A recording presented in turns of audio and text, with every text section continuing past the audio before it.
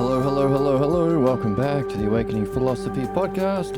My name is Jed, and we are, 2 episodes ago, we left it on a cliffhanger.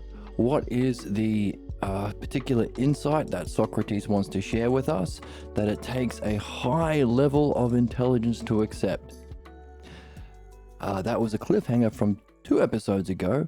Last episode, we did a review of everything we've been learning about the nature of human problems, 4 maps, 3 aspects of self, 2 versions of that triad, and 1 art that we can do at all times. And we actually looked at how we can do that dialectical art at all times. We had a chatter who came in and asked some questions, and we encouraged him to frame his thinking, his question, within that dialectic structure. We compared it to how debates work in an opposite way. We explored how that dialectic can also be used to read the text, because we're trying to read without interpretation. And just as we compared chatters from other channels and how they do debates, compared that to what we did with our chatter, encouraging the use of the dialectic, we also compared reading with philosophy at school, or the way they teach you to read at school. They ask you to interpret, to project your beliefs or find justifications for the beliefs you already carry. No learning, no helping, no growth, just stupid, savage ignorance. The nature of human problems. Belief. And functioning in a way to interpret, to either justify your beliefs or vindicate the way of being that you have attached to those beliefs. Same thing with debates. So we at school, very rarely does anybody learn dialectic, but there are often debate schools or debate classes or debate groups at schools, which of course is that cause of human problems way of being. And notice how many debates have you seen on mainstream media? How many philosophy debates have you seen on YouTube? And how often do they solve problems? Never. We still have capitalist fascism, we still have Nazis, we still have the veneration of the very thing that causes human problems, belief. In religion, I think I should kill the Palestinians. Why? Oh, religion. Oh, okay, then do it. I think we should treat women as less than men. Why? Oh, religion. Oh, okay. I guess if you want it to be so, then it's so. Stupid, savage ignorance, the veneration of which religion. Isn't that interesting? Now, that's not a complicated argument. To say, well, to look at any number of religious cults or any number of genocides or crusades or torture of children under the name of religion and say, well, shit, if that's what they do, maybe there's something wrong with it. That isn't a hard argument. That's looking at how it functions. Demonstration or division. You could look at the definition. What's religion? Faith, which is a kind of belief that can't be proven. You can't prove whether Mary was a virgin or has been disproven. We know the world isn't 6,000 years old, as some Christians believe. And in the text, we also saw how not only do you have to stomach the pill of the inaccurate belief, you have to stomach a second pill that your own reasoning, your own mind, and your own self-goals are fucked, are flawed, are inadequate, are sinful, are evil. So you become in conflict with your own essence, your own intelligence, and your own reason for existing. By definition, it is everything good about being a human or everything real about being a human. That isn't a hard argument to understand. Therefore, the use of belief through debate, which just ends with both people saying, well, I still agree with the beliefs that I came in with and I tried to defend with a debate, doesn't solve problems, keeps us stuck in ignorance. Be they political debates, culture war debates, whether or not this religion should kill that religion or not, debates, it's all the same shit. So, we can learn how to move from debate into dialectic. In conversations we had like the ones with our chatter, we're learning how to do that in reading, because we apply the dialectic to discover questions and answer those questions in how to read.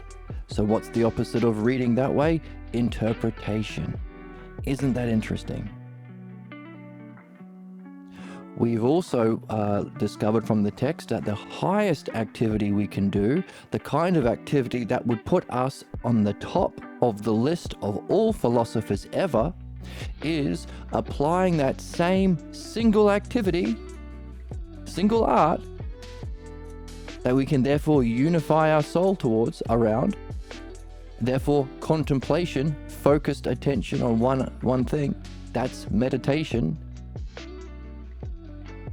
The fact that it's the method for spirituality makes it contemplation. And as we read in the text, the idea of justice is a state of being where you're doing your intended function, both in public and private, unlike Sneesius, at all times, putting you into a sort of flow state. So, a single activity that we can unify our soul around, we can unify humanity around, we can create a just world around, and we can create justice within our own psyche, according to the dialectic.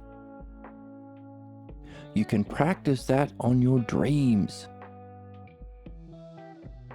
Practice what we've been learning on how to read and how to talk to people. Apply it to your dreams as well. And that puts you atop that list of philosophers. The highest human function. Isn't that interesting? Now we can go one further stage. Make a list of 4 things, which is handy because there are 4 aspects, there are 4 parts of the dialectic. And we can write our own dialogues. We just read in the text and reviewed yesterday that Socrates wants us to write our own dialogues. And then he will decide whether we are that new group of philosophers that have yet to come into being. But he is looking forward to us doing so. Isn't that interesting? So, if it's just that simple, what's the conflict? Well, our loyalty to the negative side, debate, interpretation, belief, our loyalty to that is because we think we benefit from it. That's conservatism. Conservatism is conserving the systems of injustice because they have the Epstein Islands. They have the billions of dollars. They get to tell their religious followers to kill the people they don't like. They get to do genocide. That's in society, within our individual soul. There was some benefit that we thought we were getting by accepting our own false belief about the self and reality, our pathologos. That no longer applies in our everyday world. So it's a kind of solution that no longer applies. We still think we need it. And that same pathologos is venerated or projected into our political ideals and the religion that we are attracted to. So the nature of all human problems is a loyalty to our sick beliefs, pathologos, because we perceive that we're benefiting from it, when really our soul isn't.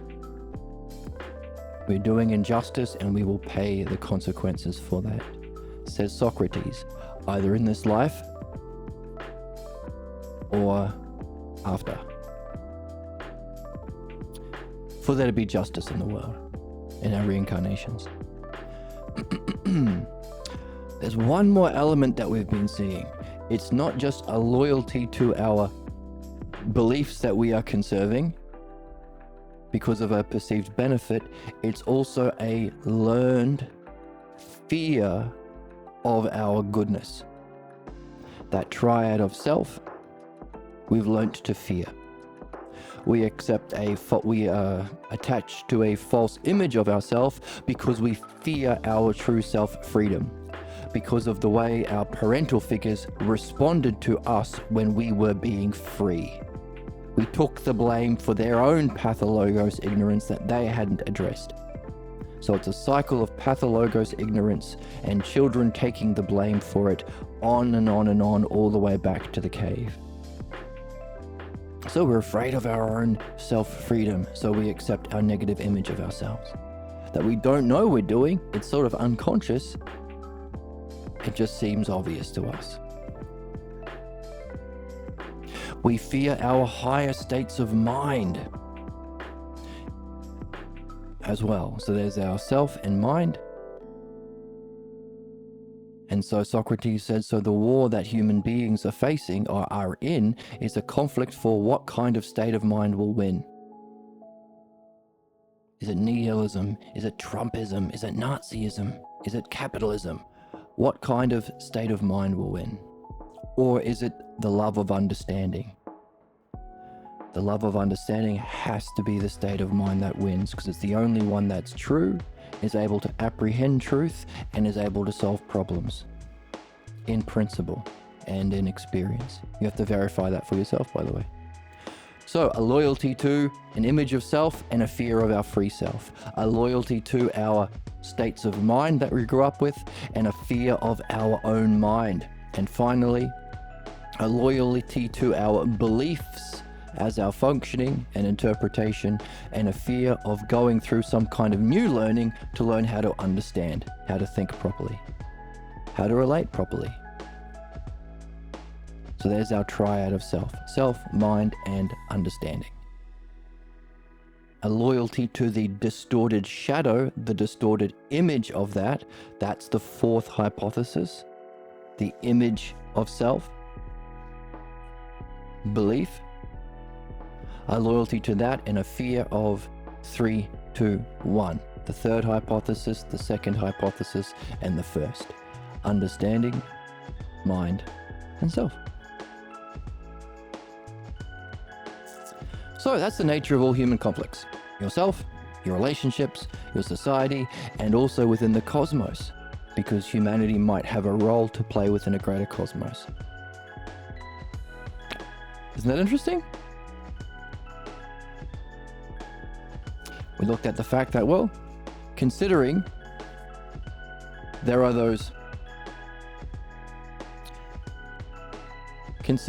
is the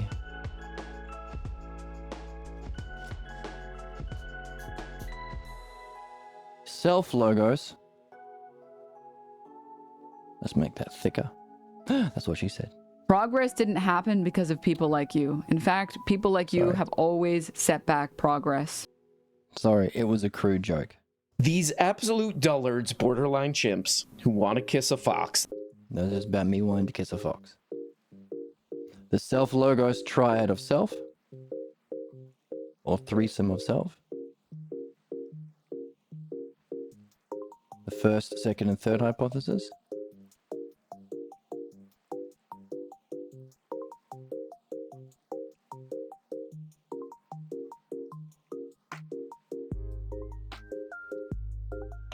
Move these guys over.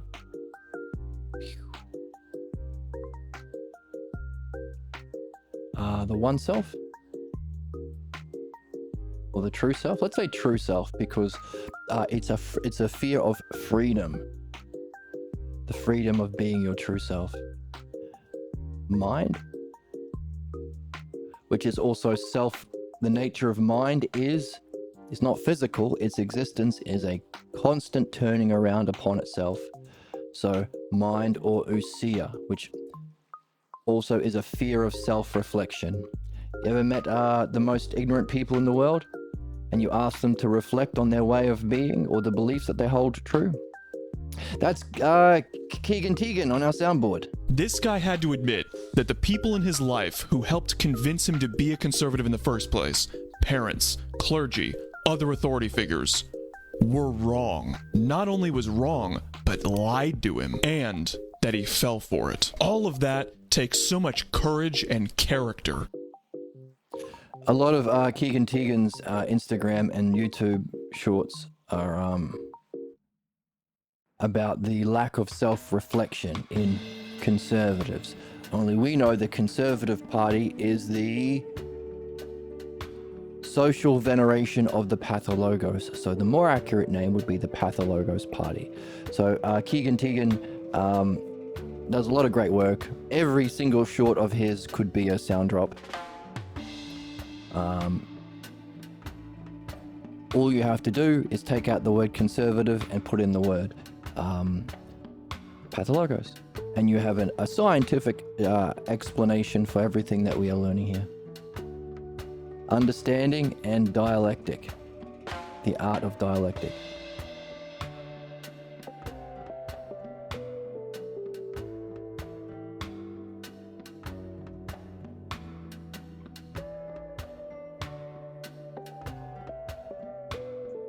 So that's the triad of self, and instead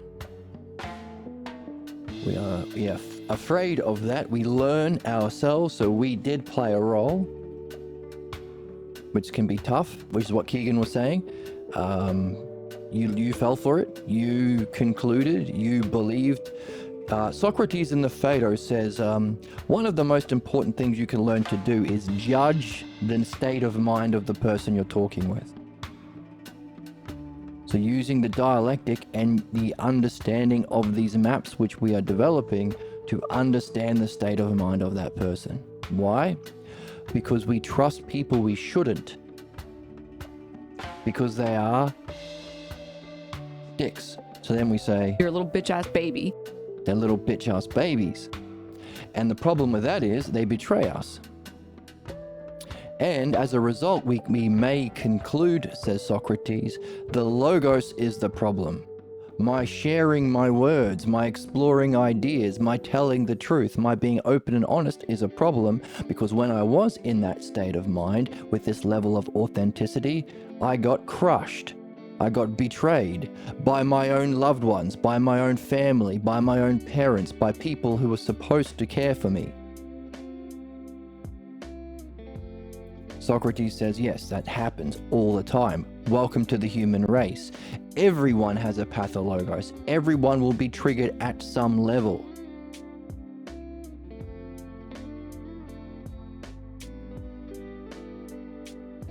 That's why it's important to judge the state of mind of the person you're talking to, so you don't walk away blaming the logos. Socrates says, because that's the worst thing. If you blame the logos, you will never find your purpose. You will never reach truth in mind, the truth of self. You will stay stuck in the chains of your repeating problems, your pathologos problems, and you will stay stuck in the prison of reincarnation.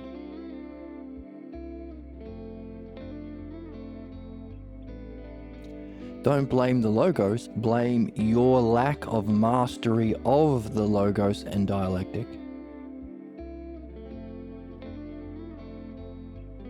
And your use of that to judge the state of mind, way of being, character, archetype of the person you're talking to.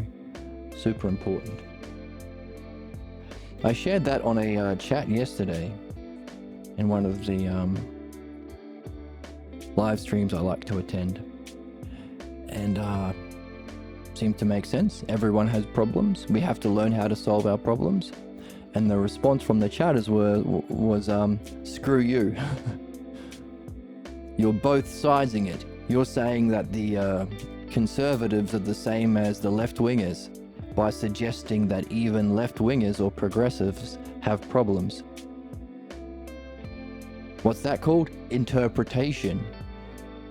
Not listening to the truth, but lying about what I was saying to protect their beliefs and because of a fear of learning. It's that protection of our beliefs, our loyalty to beliefs, because that we think we benefit from,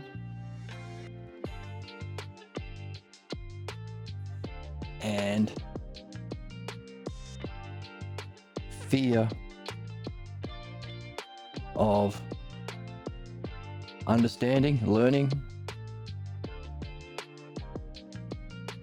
fear of mind,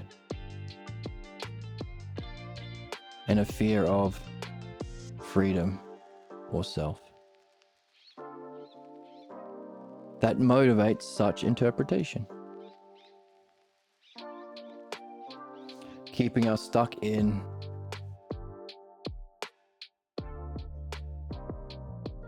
pathologos,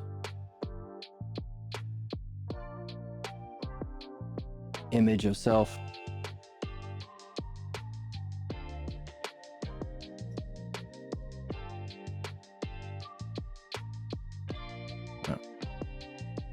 state of mind, states of mind, not just one, states of mind and beliefs, and not understanding and not dialectic but interpretation. They interpreted what I said, which means to leave out what was really said and to add shit that wasn't there. Sometimes called the pancake waffle argument. You say, I really love pancakes, and someone gets mad by saying, you're saying you hate waffles? You are adding that. You're leaving out what I said about pancakes and you're adding what I said about waffles. That's called interpretation. That's an indication of a block that you have from listening, from the logos. Interpretation.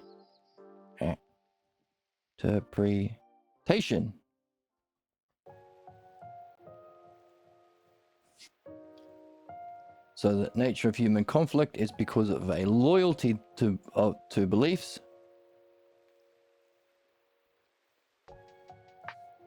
that we think we benefit from, keeping us stuck in our pathologos. A loyalty to, therefore, this. A fear of that triad. And a loyalty to this triad. That's the nature of all human conflicts. So, 3 aspects of self, 2 expressions, the pathologos and logos, and 1 art that can solve that problem, solved by the dialectic. Notice that the dialectic is here. It's in that triad which we are afraid of, that will respond negatively to. That's the catch-22. The catch-22 of human problems. The reason why we're still stuck is the thing needed to solve problems is the functioning of this triad which we are afraid of. And this thing that we are loyalty to functions in opposition to. Beliefs function to oppose the logos.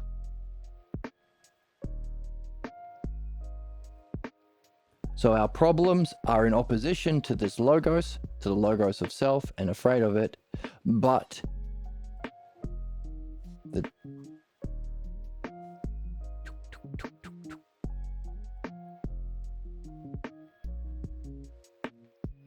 it's the art of the logos that solves problems. That's the trick. Right? even conservatives will be benefited by universal income and a removal of billionaires and not starving people for profits of landlords or CEOs. But that thing that benefits them, they oppose.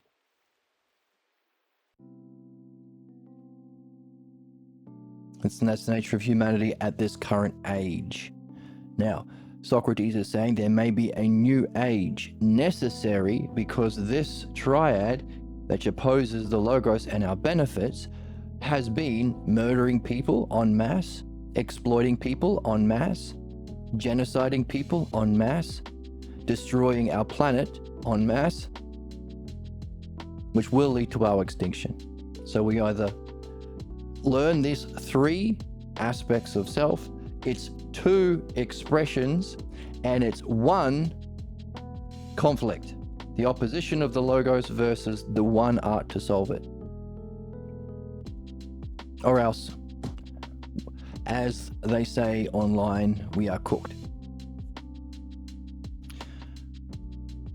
Now, because there are two aspects, there is a development of understanding of the Logos and a second activity, a second complementary activity. We can create two maps. A map of our movement up the Logos and a map of our freedom from our pathologos interpretations. Now, what Socrates has said, there's actually two maps for each of them.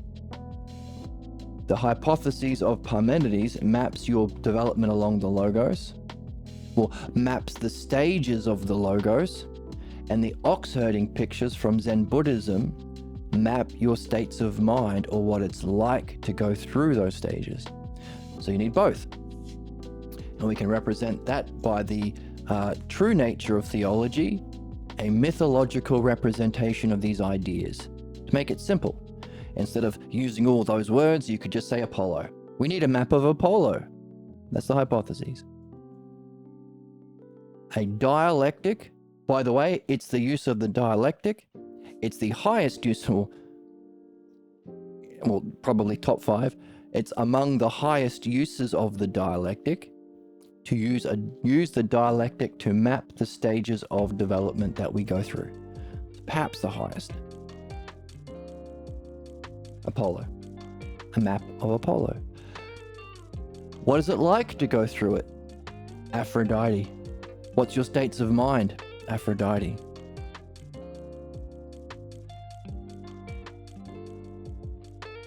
Map of Aphrodite and a map of Apollo.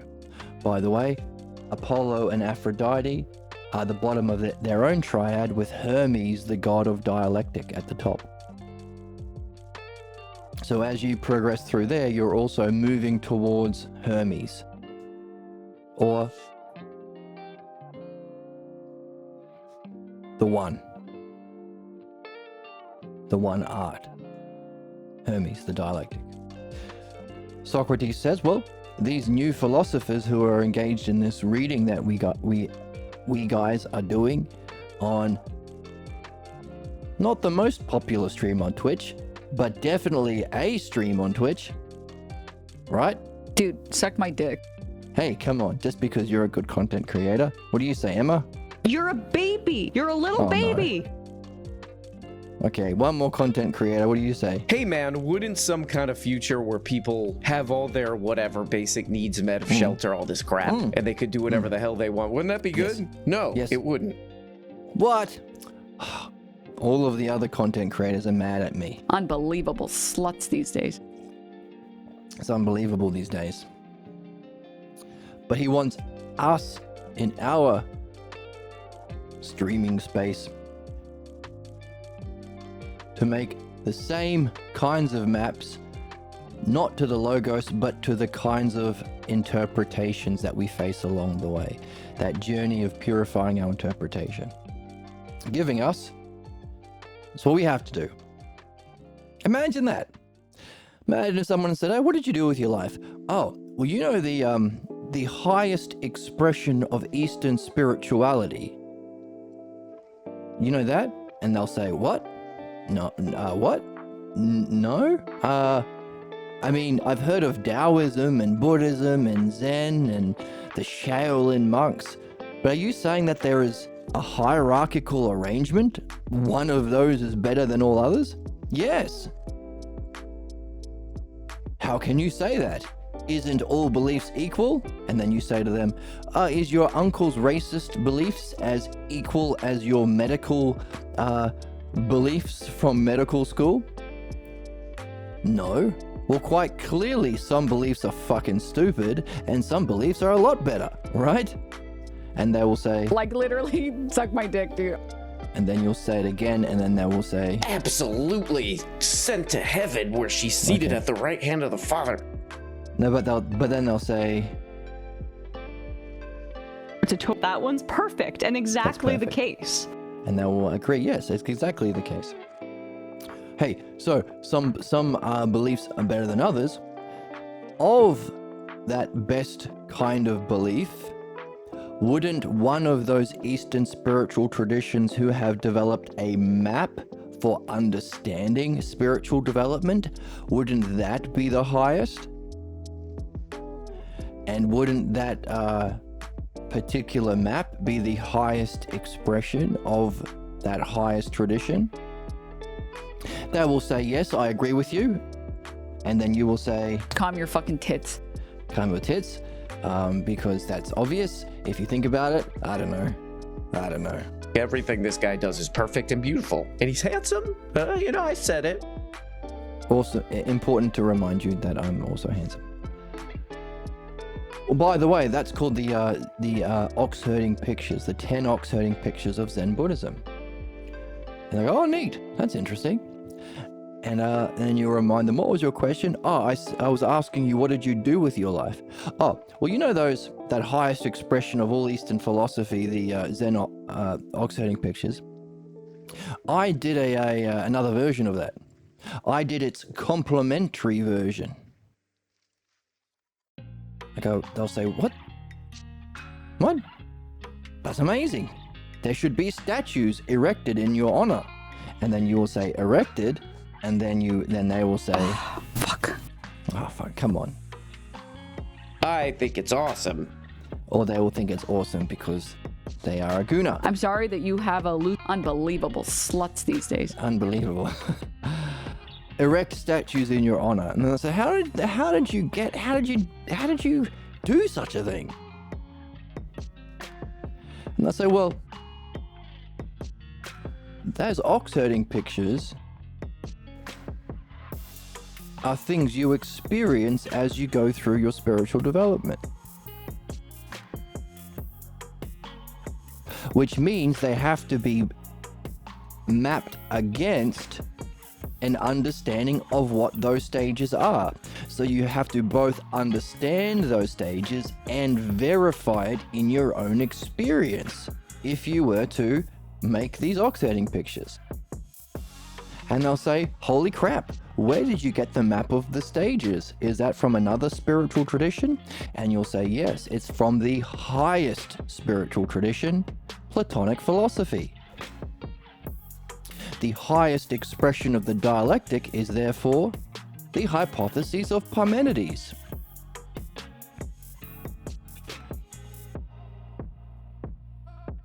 Wow, they'll say to you, and then you'll say, I'm eating the testicles of this bull, and I'm eating it raw. and they'll say that's inappropriate. They'll say, If you're experiencing a mental health episode, we don't want to have to see that.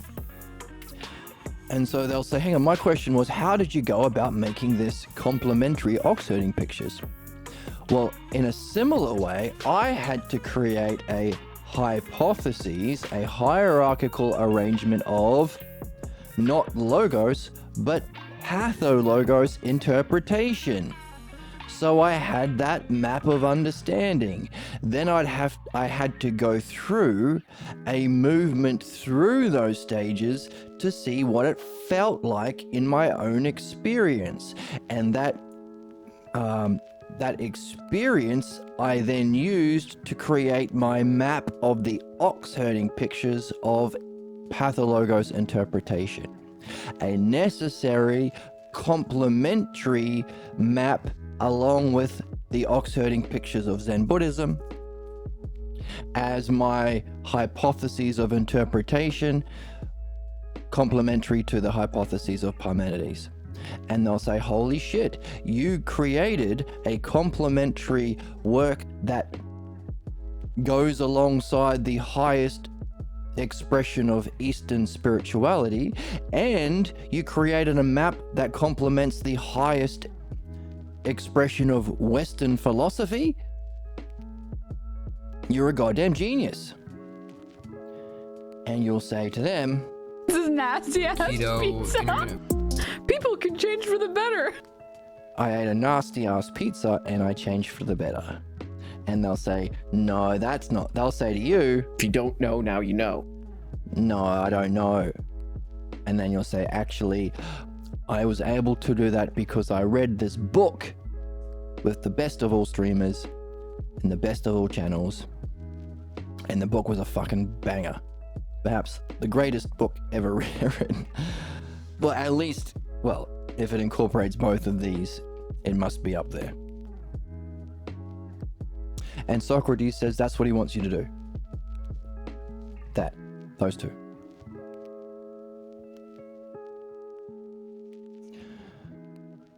Last time we explored the categories or the kinds of interpretation. He gave us 4 or 5, including the ideal. Simply accepting the new would indicate that when you are introduced to a new truth or a new stage of those hypotheses, stage of the logos, stage of spiritual soul development, you get a new insight, a new level of understanding, a new state of mind. You just accept the new. That means you're doing good. But in each stage, you might begin by rejecting the new. No, that insight wasn't legitimate. If it was legitimate, then surely my priest would have already done it. And he didn't talk about that. Surely my dad wouldn't have been a Protestant priest his whole life. Either he's an idiot or I'm an idiot. Wait. Yes. And I choose to reject and to keep my image of my daddy as being the best. There's lots of reasons why we might reject our new insight or our new stage along those hypotheses. Offer an alternative system of belief. You know what? It was a pretty good insight, but you know what I think actually was the case? Something else. My old beliefs. Adapt the new to their old beliefs. Wow, I just had an insight into the sameness of all mind. But I still like my religious beliefs that we are the chosen people, says every religion ever, and we get to dominate and abuse other people who are in a different religion. So, you know what? I'll take a little bit of my insight and I'll adapt it to my beliefs that we are the chosen people. But, you know, that sameness of mind I'll only apply to us Jews, or us Catholics, or us Muslims, or us Mormons with the magic underpants, or us Scientologists who love Tom Cruise. Try to save your old beliefs by unifying the old with the new. Notice all 4 of them is a way of trying to save your old beliefs instead of just letting them go. You've learned from them. Why hold on to them? You want to keep having the problems they cause? Okay. You will until you realize you don't need them because they're false. So, those are stages until you finally say, well, fuck it. No, the new is better. Why hold on to the old if it's false and harmful? Some sort of savage caveman loyalty to tribe leader? That's stupid when I see other religions do it, when I see MAGA do it, when I see Nazis do it, when I see brainwashed cult members do it. Maybe it's also stupid when I do it. Maturity. Within those 5 stages, we have 10 examples from the text. Meaning, we may find in our list of these 9 examples of people who interpreted the teachings of Jesus in different ways, along with the one ideal, the new philosophers, giving us 10, giving us that non-interpretive one at the top. 4 examples of these interpretations, and another 5, 6, another 5, 6, 7, 8, and wait, 6, 7, 8, 9, and 10 kinds of people who react to those. For example,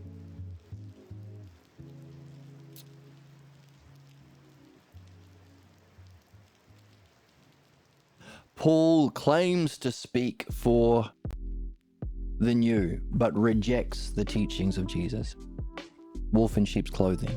Mark is a sort of person who rejects the rejecter. So for each of these kinds of interpretation, there is its complementary partner of those who reject that or do the opposite, respond to that interpretation.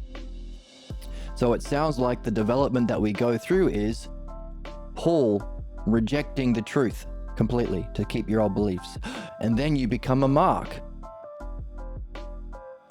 You have to reject that rejection to be open to the next stage. And then you have to reject that to be open to the next stage. So it's a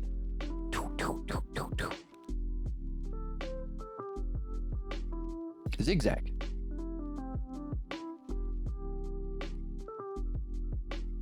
Now, what's interesting about that is that's the exact same kind of movement that one can go through in the hypotheses of Parmenides on the positive side.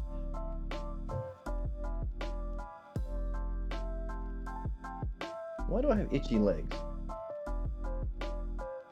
My door's not open. Why would there be a mozzie in my house? So, when we looked at the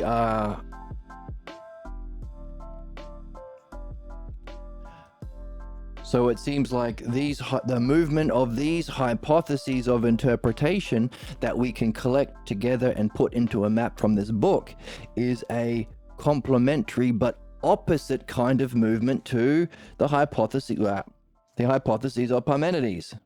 Isn't that interesting? Isn't it? I'm eating the testicles of this bull, and I'm eating it raw bull balls. This is raw buffalo balls. You really shouldn't listen to Joe Rogan. I don't want to eat a monkey. Because he doesn't eat a monkey. I don't want to eat a monkey. Does he? If you don't know, now you know. Now you know he doesn't eat a monkey. I ate a steak. I'm stupid. It's a steak. I'm drunk all the time, you know. He's drunk. I'm just like you. That's what Joe Rogan is. So don't eat the bull testicles. Dude, suck my dick. Okay, calm down. Calm down. The more holes, the better. You also calm down, Emma. What the hell are these things up here? Let's get rid of that. So, in a similar way, earlier in the book, so it should be on the board, I hope, Socrates outlined, hey, those hypotheses of Parmenides that we've been using to understand those 5 cognitive functions we move through. Here we go. Disconnection. The 5th hypothesis, the establishment left, those who reject understanding.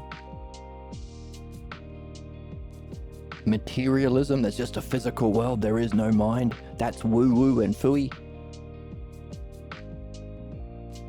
The 5th hypothesis. If there is a mind or a God or a divine, it has nothing to do with us. We can't know it. We are stupid. We are small beans and bad noodles, which sounds like someone is still carrying a belief. That's the fourth hypothesis. Those two are human ignorance. The third hypothesis is understanding. Therefore, the stage of humanity, our age, is the movement of belief into understanding, or the tragedy if we don't. That's it. One line.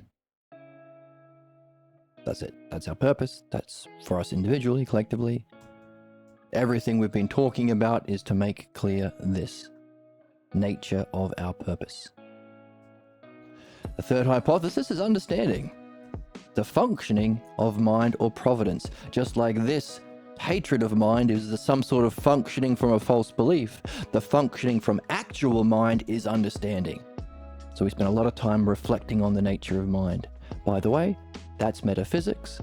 When you personify the aspects of mind, or eidos, not forms, forms is a mistranslation, that's theology. Taking it literally is problem of belief. Second hypothesis is the direct experience. So there's your model and activity, or ousia and functioning, or ousia and logos. Just as its distorted shadow, the model is belief, and its functioning or activity is to reject mind, to fear mind. So a shallow ousia and a shallow logos. And the first hypothesis of the self, giving us 1, 2, 3. Self, mind, and soul, above that line. Now, earlier in the text, Socrates points out for every one of these positions that it has to exist within reality. Yes, ignorance sucks, but there is some purpose for us going through it to learn the dialectic and learn how we can purify our problems, which we might need in our later stages of evolution and our later reincarnations. But also, every one of these stages, you can wonder about how they can analogically reflect the self, because the self is beyond experience. Therefore, these experiences of both ignorance and wisdom are what we learn from about the self. For instance, this saying, hey, if there is a mind or self, then it's completely disconnected from us. Disconnection. Now, what if that was an analogy about the self? Analogy means not identical, not equal, but similar. Well, didn't we just say that the self transcends even mind? So there's a kind of disconnection, but not in a negative way, experienced in ignorance, but in a transcendent way. Therefore, whatever stage you're at, you can look at analogically as a message about the self, which was the cause of these unfolding, to free yourself from it. Why does it free yourself from it? Because to understand your position requires understanding, and you need that to apply it analogously. You can't say a shepherd is to his sheep analogously to a king to his people, unless you understand what a shepherd does to his sheep. Analogies pull from what you understand. Learning philosophy is like winning a video game, or something like that. Or moving through the stages of the hypotheses is like leveling up your MMO character. This assumes you know what an MMO character is, and you know what leveling up means. Therefore, to look at your position analogously requires A, understanding, and B, imagination. Imagination, because you're imagining what a different world you are not in yet would be like that has these analogous relationships. The opposite to this, to analogy, is literalism, My position is literally right. I think I'm a bad noodle because my dad always told me I suck. That is literally right. No, it ain't. It's a message about your bullshit beliefs you still believe. Geez, the Bible says that we have to kill the non-Christians because God was angry that Adam and Eve ate some fruit. Fuck off it is. Look at it analogously. How does that tell us about the ignorance or wisdom of the person who wrote the thing? Are you ignoring the fact that someone wrote it? And if there were a person, they were somewhere on this list? Analogous. Takes you out of literalism, identification with the current level you're at, and makes you open and curious. So there's your open curiosity, your imagination, your openness, your curiosity. Now, there's a lot of ideas there. Openness, analogy, curiosity, imagination, Aphrodite. Have a page in your notebook, have Aphrodite up at the top, and put all these words in it. The more we learn and reflect, the more you can add to your image of Aphrodite. That's what theology is. That's what mythology is. Just like over here, understanding Apollo. So to look at your position analogously requires you to make use of Apollo and Aphrodite. Analogy. Analogy, therefore, because Apollo and Aphrodite are the two forces we use to progress in the upward moving or anagogic triad to reach Hermes or the dialectic, which allows us to reach Zeus or the self. Analogy, therefore, is our method. Analogy is how we grow. Analogy is how we learn. Analogy makes use of our imagination and openness of Aphrodite and requires an understanding and reading to get this understanding of Apollo, moving us up and up and up through those stages of hypotheses, experienced as those oxiding pictures. Analogy is our human purpose of development or method. Socrates says, hey, while you can represent all of those and you can see that they have to necessarily exist, even though these bottom two are suck, by the way, the establishment left represent the fifth hypothesis, the establishment right represent the fourth. Isn't it interesting that we only get to vote about what kind of ignorance we suffer under? Ever notice that they work together? Yep, that's what ignorance does. That's why our age or our society is also defined as below the line of logos and ousia. Ignorance. Both political parties represent these two fundamental forces. Isn't that interesting? 5 things. One of them stands apart, so 4 things. To understand everything. Isn't the dialectic neat? What do you say, Oracle? From the ground efforts started with a lot of people that didn't feel like they could do anything about it, but they tried anyways. Always making good points. What do you say, RM? Brain rot escalates. There's no brain rot. I'm too pure. Emma is too pure for brain rot. So easy. 4. Now, for every one of these positions, you could reject it.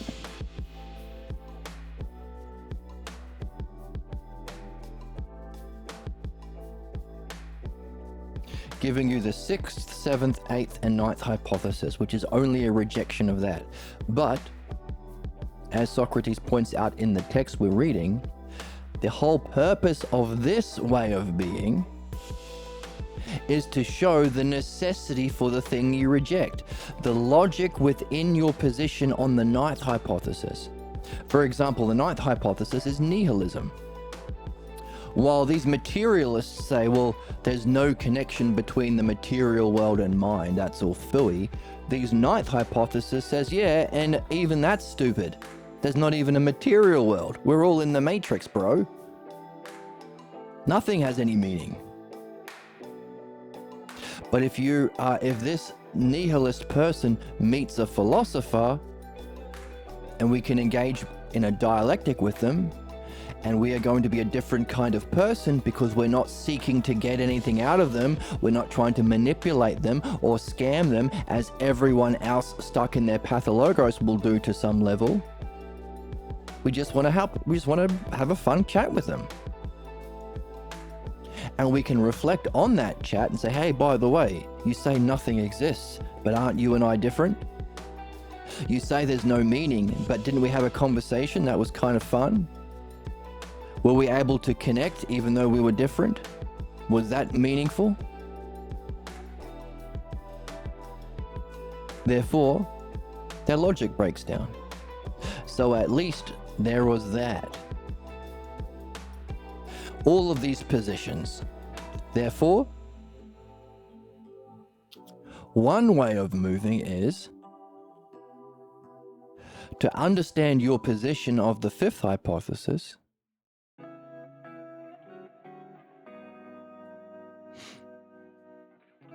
move over to the ninth and have a look at what happens if you reject it. See that rejecting it shows that logically it has to exist. Now you've seen the nature of your position as having to exist within a greater whole, because the ninth hypothesis also is a thing, meaning you're not tied to the fifth. You can wonder about what the fourth might be. It has to exist for some reason. If you deny it, you actually end up proving it.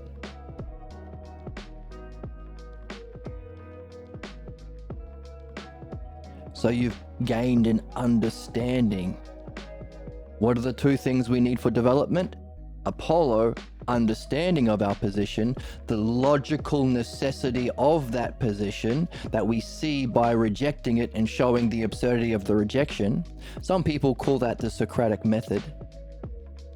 Some people like to reason with people by taking their positions and pushing the implications of that position to show the absurdity that follows.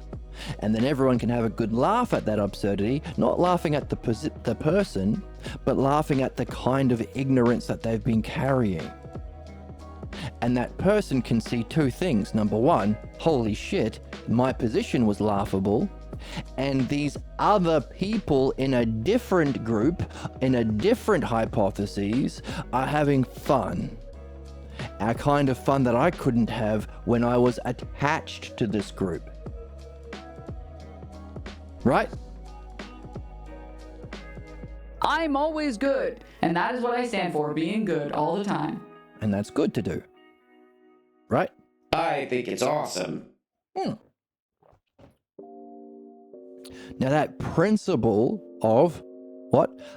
Showing an understanding of someone's position, pushing the implications of that position to show its absurdity, its necessary absurdity,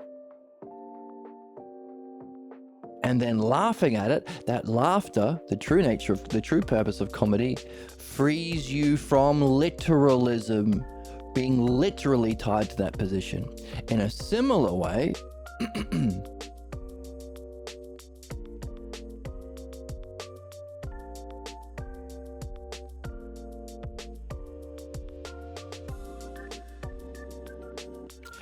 in rejecting the stage you're at,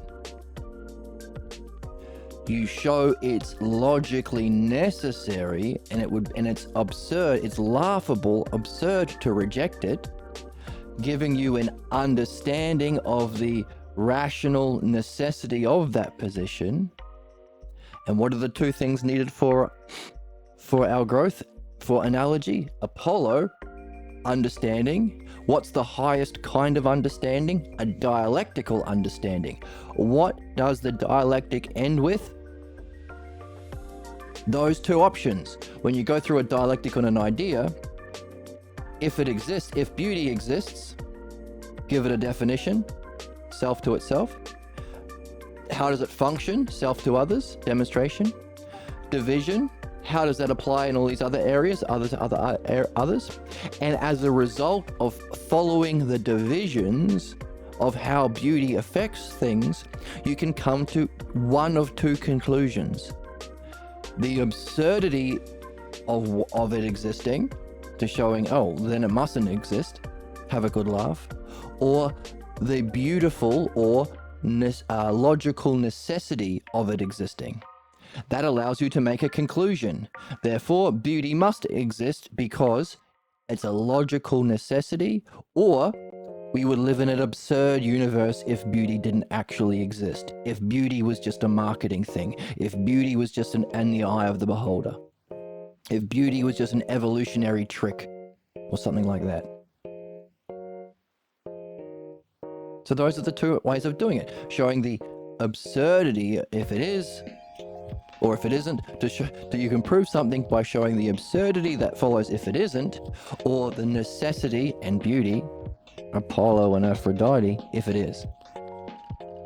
So here you are seeing the logical necessity of your position existing, giving you a kind of high level of understanding of your position.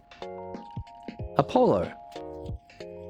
Now all you got to do is imagine what it would feel like in a different world, in a greater whole. More holes the better, right, Emma? Hubba. I just want more testosterone to human body ratio, and I'll finally be satisfied. Calm down. Wrong. Be a reasonable gooner. Be a reasonable gooner, Emma.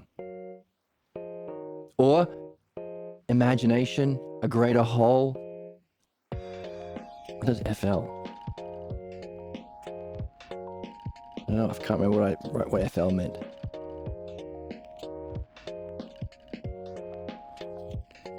Imagination of a different world or a higher level, a greater whole, Apollo. I'm sorry, fucking Aphrodite. Sorry. Kant's a little fucking bitch. That's right. Aphrodite.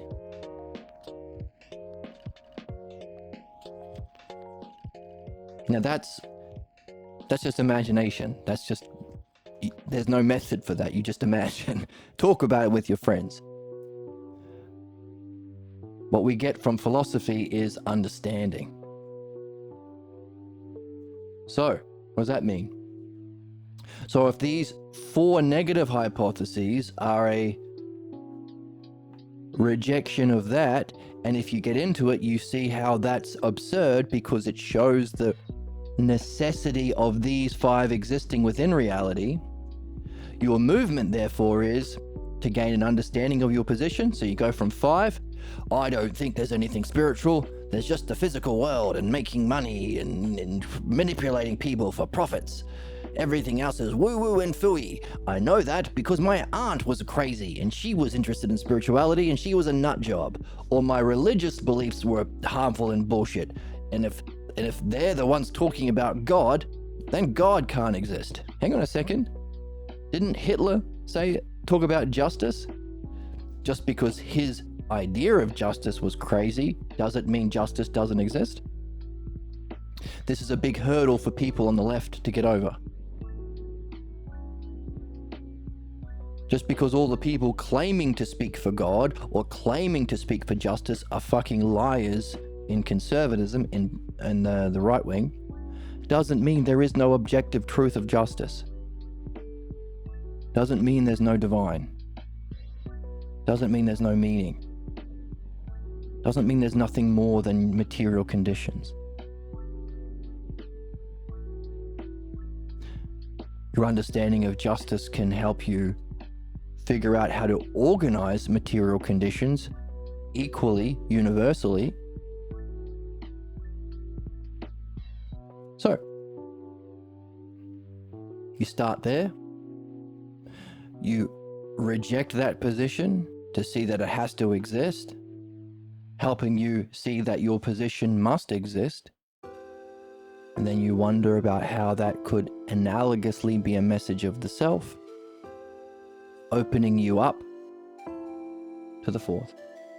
So you can go from the 5th to the 9th, to the 4th, to its rejection the 8th, to the 3rd, to its rejection the 7th, to the 2nd, to its rejection the 6th.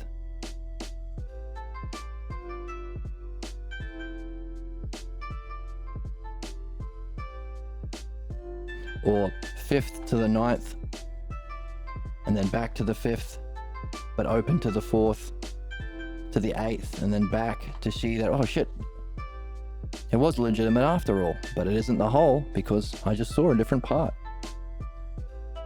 4th to the 3rd, 3rd to the 7th, 7th back to the 3rd, 3rd open to the 2nd. Hey, what's the 3rd? Understanding. Shit, if understanding is so good and beneficial and universal, maybe it has a cause. What if we reject it and become isms? Marxism, socialism. We want a unified whole, but we reject mind. If you get into the 6th hypothesis, you'll see that there has to be an objective truth of reality. You don't have to reject it and stay in the physical world only. Therefore, it's a kind of zigzagging. Which is interesting because what we have seen is that similar zigzagging happens in the map that we are making, the hypotheses of interpretation. And the ox-herding pictures, you have to go through this process to know what it feels like, so you can do that. So here is our 5 kinds of interpretation. Rejecting the new, give it a 9th hypothesis. Mark, who rejects the rejector. Offering an alternative system, is there someone in the text who rejects that? Does Dionysius the Areopagite says, hey, you guys that offer an alternative to Jesus, I'm offering an alternative to that. The Logos. I'm rejecting that. Adapting the new to suit their old, is there someone who rejects that? So therefore, this to this, from the 5 to the 9, then you might not reject it. If you understand that you are rejecting a new insight or truth or understanding or a new way of being, you can be like Mark and see the absurdities of that, using your map to see that, oh, that's a normal process. You can't just go from beliefs to understanding. Well, you can, but normally it's a progression. You can jump. Some people can jump straight in. There are some awesome people out there like that. But normally there's some sort of progression. It's normal. So there's a kind of necessity for that position, but it ain't true. So from the 5 to the 9, back to the 5, but hang on a second, I've just rejected my position of rejecting. Okay, maybe I'm not gonna reject it, but I'm gonna offer an alternative. Now I'm going to reject that. Back to the 4. Okay. All right, I'm gonna take some of the new, but adapt it. Like I'll use it as a patch on my old coat of my old beliefs.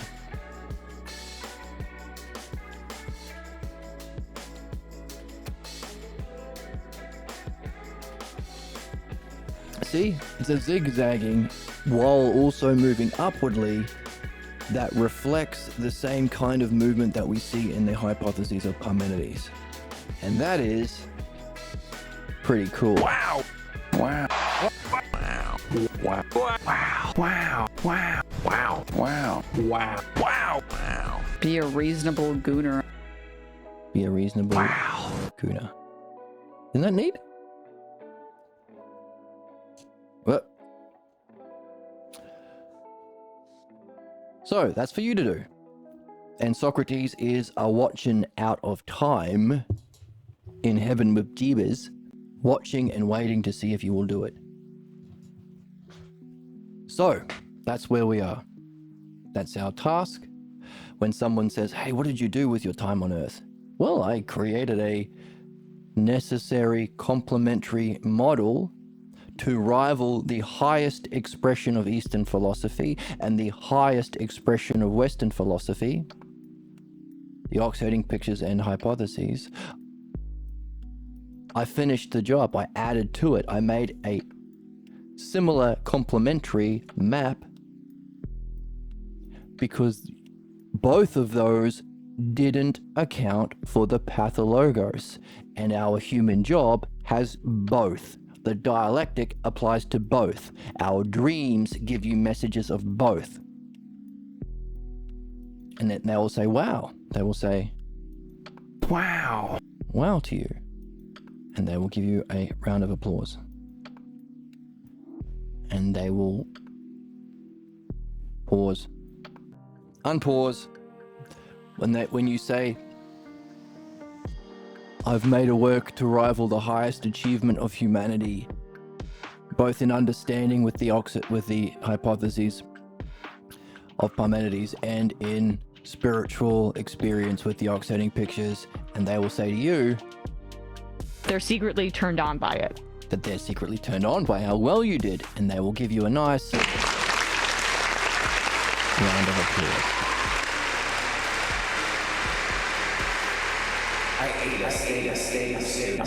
I'm drunk all the time, you know.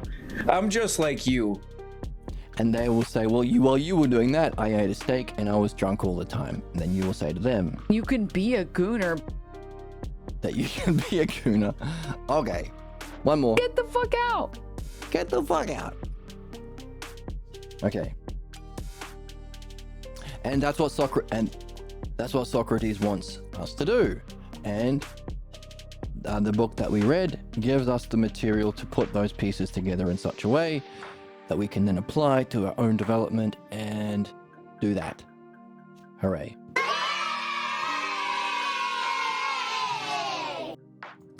How are we for time?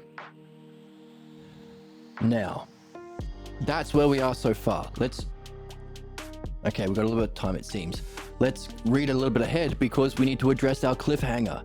Given everything we've said, 4 maps, 3 aspects of self, with its 2 expressions, the logos and pathologos, and its 1 nature of human conflicts, a loyalty to the negative triad because we think we benefit from it, and a fear of the positive triad, a fear of freedom, mind, and new understanding, is the nature of the war humanity is in. We face it within our soul, our family, our society, our culture, and the cosmos apparently too. 4 maps, 3 aspects of self, 2 expressions, 1 purpose to move over that line between the 4th and 3rd hypothesis, which is mastering the art of the dialectic. The catch-22 is that dialectic means you are participating in the good triad of self, the true triad of self, the very thing your problems fight against. People will gang up against you. People will abuse you. People will project their own problems onto you. People will either ignore you or mock you or threaten you or try and kick you out of the group. And they might even go all the way to killing you. A kind of 5-stage or a dialectical kind of interpretation. Ignore, mock, threaten, exile, kill. A kind of 5 expressions of the hypotheses that you can tie to how interpreters respond to the person sharing the new truth. That's the question. And why is that? When it's Socrates, when it's the logos, when it's literally what benefits you? Because that's the nature of the twist in the human problem. The very thing that benefits us, the logos and dialectic, is the very thing our problems involve us learning to fear. But the fact that we understand that can allow us to step back from taking our fear literally and recognizing, oh yeah, it's necessary, because that's what it means to be a human being in a human pathologos problem, but it ain't the whole picture. When you see that the position you're in isn't the whole of it, like a literalist, like a religious person might, but is a part, you can see therefore there are other parts within a greater whole, allowing you to move through those parts hierarchically, which is meaning. If you don't recognize your current way of being, state of mind, kind of understanding is a part within a greater whole, you are blocked from meaning by definition of what meaning is. Therefore, these 4 maps that we are developing are necessary for our movement, motion. The kids, I'm not going to say that. We kids, us cool people on the internet, content creators, talk about having motion. It allows for motion. These 4 maps allow for motion. The 4 maps showing the different parts within a whole allow for meaning. Otherwise, you're stuck in a meaningless existence because you can't learn, you can't change, you can't develop. Literalism, belief. So, 4 maps allowing for motion and meaning. 3 aspects of our self, allowing for 2 expressions, our excellence in the logos or our problems in the pathologos, and 1 art to master, to purify the false and perfect the true. That's the dialectic, my friend. And all of these maps are simply us using the dialectic, because you can use the dialectic to recognize, hang on a second, wonder yourself, wonder, how is this a kind of definition? How is this a kind of demonstration? How is this a kind of division?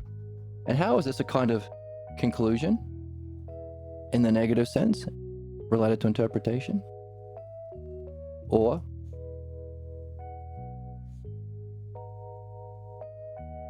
the 5 hypotheses of Parmenides in its complementary map. So, doing good. I think we're at episode 150. Worth it? Worth it to go to read in this way? I think so. What do you think? No, you're not the one that's mentally unwell. You're brave. You are crossing into new boundaries. Must be true if the oracle is telling us that. So, given all of that, worth reflecting on, Socrates says, hey, there's something else I want to say. We're almost at the end. So everything we've just said, 4, 3, 2, 1, is a kind of culmination of everything we've read about human society, human souls, the nature of problems, bringing it all together, as well as giving us a task to do. Pretty fucking amazing book, wouldn't you say, Emma? The more holes, the better. Exactly. The more holes, the better.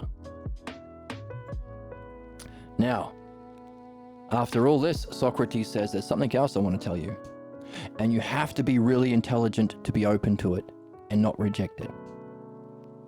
And Jesus says, lay it on me. Lay it on me, brother.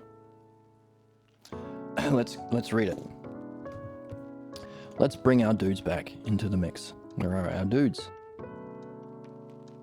There we are. Okay.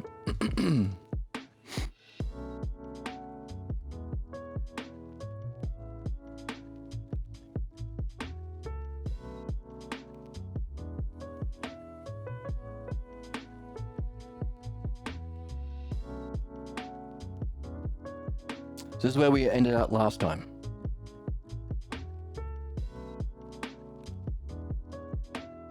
So in our upward movement, we can demonstrate all of what we've just concluded through a process of reasoning through words and appealing to our highest states of minds humans can have, we can have, which is an encounter with intelligence. But so there's our Apollo and Aphrodite, reasoning and mind. But when reasoning brings a quietness to mind, you can drop everything away for sight to see what sees. Sight opens itself up to see itself, the self. There's our triad. And by the way, Jesus comes in and says, hey, that's all great. But when those who are taking their position literally in the fourth or fifth hypothesis, when they get power, it brings death and destruction sweeping across humanity. When the literalists gain power, they cannot stand truths above their current level because it's beyond their current reach. And they like to pretend they know everything. Scammers, capitalists, right-wingers, conservatives, racist. See the smug look of knowingness in the fascists or the racists' face? I just know them brown people are XYZ. They are pretending to be knowers and they can't stand that there is something out of their current reach. And instead of blah, blah, blah, blah, blah. Instead of making up for the shortcomings in the way we've just outlined, their literal purpose, understanding, reflection analogically, Apollo and Aphrodite to make that movement, instead of doing that, they believe they already have the truth and will destroy whatever stands in the way of their cosplaying the knower. When they seize control of any of these divisions, they reduce it to what they can understand at their current level of ignorance, and they burn the rest. Yep, same thing. 4, 3, 2, 1. The counterattack, the need for us to understand to create this map of interpretation. They've only been exposed to the drama of belief. Ain't met a philosopher not subscribing to this channel, which is a tragic shame. And if you don't subscribe to this channel, we say, Dude, suck my dick. oh my goodness. It's a total shit show. And that you're a shit show. All checks out. And that all checks out. They've only been exposed to the drama of belief and fear the perils of non-belief. See? They fear the high triad. They cannot stand to view what they take as true and subject it to ousia. Ousia is one of those things they fear, because ousia is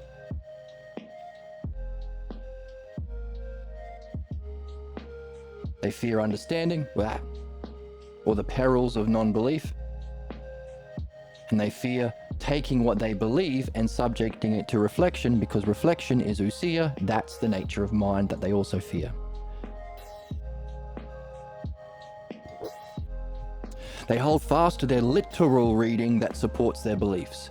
Yet these beliefs are claims that need to be examined. Surely there is only one standard to examine truth. The one. 4, 3, 2, 1.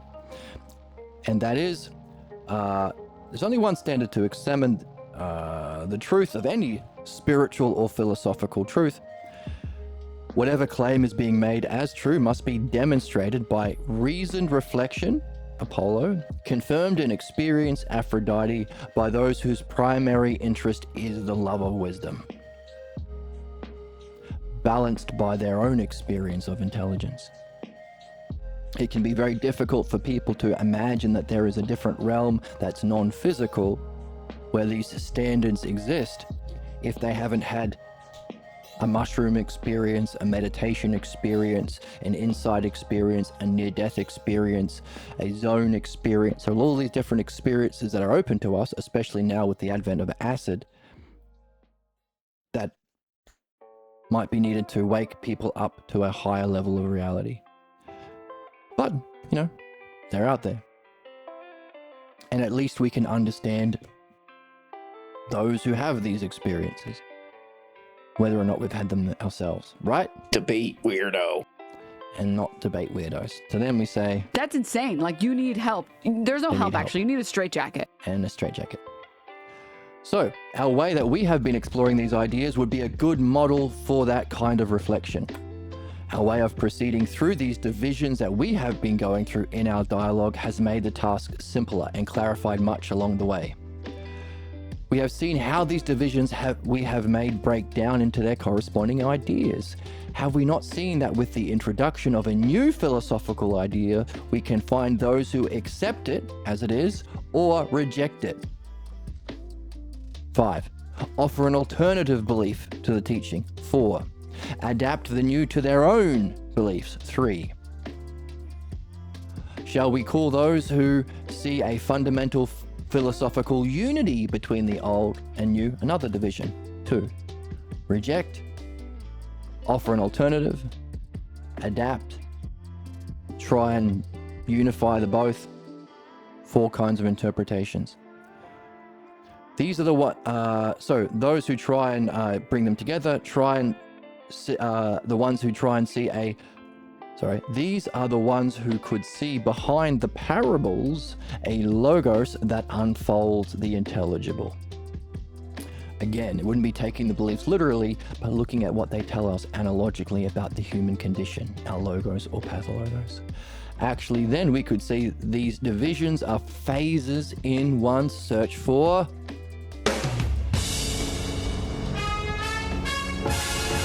meaning. The conclusions need to be verified in your own experience. Therefore, make the map, feel it, go through it, make the oxiding map, and contemplate it as the unfolding of the logos. Jesus says, let's bring them in. Where are you? I have been careful to note how many divisions we have found among our interpreters, and if I'm not correct, I do think that there are 10 divisions in the classes of interpreters. Would you agree? Sock says, yes, I agree to that. It is likely that these are all the possible members of that class. And would you say that this means that any time a new idea comes into society that already has a different or opposing set of ideas, these are the ways interpreters will react to that new idea? I will have to gather them together and join the Discord and follow this channel on Twitch and see how each relates to one another and to the whole. I just had an idea that I would like to ask you about. What would you say if someone came to you and asked simply, what is the mark of interpretation? Now that is curious, because here we have been talking all the while about the different kinds of interpretation, but we have not discussed what is the singular mark of interpretation. Perhaps we had to see its various forms, division, before we could move from definition, demonstration, division, conclusion. From that to a conclusion. Perhaps we had to see its various forms or divisions before we could express its essential feature. That's how you move from divisions to conclusion. Of all of the divisions you've explored, what is the essential feature that stands out?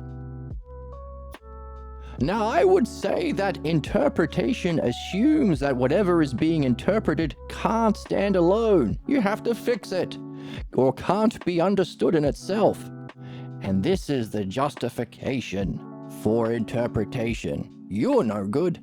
I have to fix you. Jesus says, I will use your own way of reasoning to offer my view. First, Socrates, you use many words for describing the condition for an interpretation, but you fail to describe what it is. I would simply recall what we have said, and that is, whenever someone adds, projects, or subtracts, blocked from a work, it is an act of interpretation. When you add what isn't there or leave out what is, subtract what is, then that is an act of interpretation. Whereas Socrates said the justification for that kind of adding or subtracting is that it's not good enough on its own. You said it right, Jesus. Well, you did. You did it. You did it. You did it, Jesus. Interesting. Maybe Socrates was talking around it to give Jesus the opportunity to do it himself and come to that conclusion. Well, you did it and did it right. But the dialectician has to judge still. What the one leading, the leader, the dialectician. Whoever cannot stay within the words of a work and adds or subtracts from it, except for when Jed makes those funny jokes about people needing to subscribe to his channel. Jester Goon Maxed. Because he's Jester Goon Maxed. That's a good one. Debate weirdo. And shut Dude, up. suck my dick. Come on.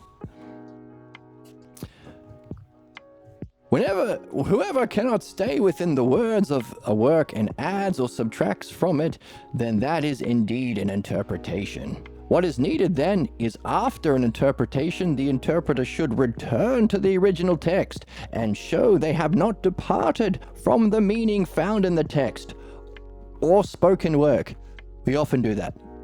Just as back and forth between the hypotheses and its negative, so too a back and forth between the reading and reflection, back to the reading, lots and lots and lots in this channel, Apollo and Aphrodite. They have to go back and make sure that it's in the text or spoken word. We can say that when these additions and subtractions are made, that means the original work must have been weak and needed interpretation to strengthen the work. Or maybe it was too wordy and it needed to be shortened or needed some subtraction. However, says Jesus, if a work is complete and needs nothing to be added or nothing should be cut out, then it can stand alone as a challenge.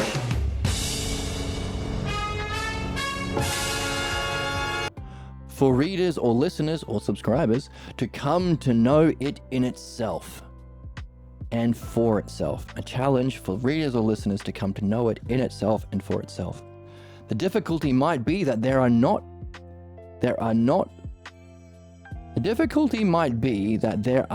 that many works that meet this condition. That's right. That's why we only read a certain couple of authors on this channel. Now, what name would you give for the kind of work that needs no interpretation? When people come in here and say, hey, have you read Kant, or have you read this wacko that I found online? And maybe this guy, or this Debate weirdo. Debate weirdo is good, or this Debate dweeb. Debate dweeb is good. And but really we say it's just Gooner bait, because we've been saying, no, don't you get it? That Kant would say some fucking bullshit. Kant would say bullshit because Kant's a little fucking bitch. Kant's a little bitch. We have to read, just as you can't learn medicine unless you read a medical textbook. You can't discover the logos, which is your purpose, which is the model of excellence for reason, mind, and self, unless you read a book written by a master of the logos. There happens to only be two that I'm aware of, Socrates and Dr. Grimes. There are people, as we've seen, like Plato, Proclus, Plotinus, who've gotten close to some, but neglected other aspects, like dreams or midwifery. But that's what we do here. So, pretty neat. Right? I'm eating the testicles of this bull. And I'm I don't want to eat a monkey. Stop eating testicles. disgusting. I'm so That's disgusted. disgusting. That's what I'm saying. Gooners. And you're a gooner. Crazy. Making ice cream's a good and courageous thing. Thanks for reminding us of that, Emma. Not many works meet this condition, says Jesus. What name would you give to them? We've been saying works that reflect the logos. What does Socrates say? It would be self-sufficient, intelligible, and worthy of challenging man to comprehend it in his own terms. I would call it a true and noble work.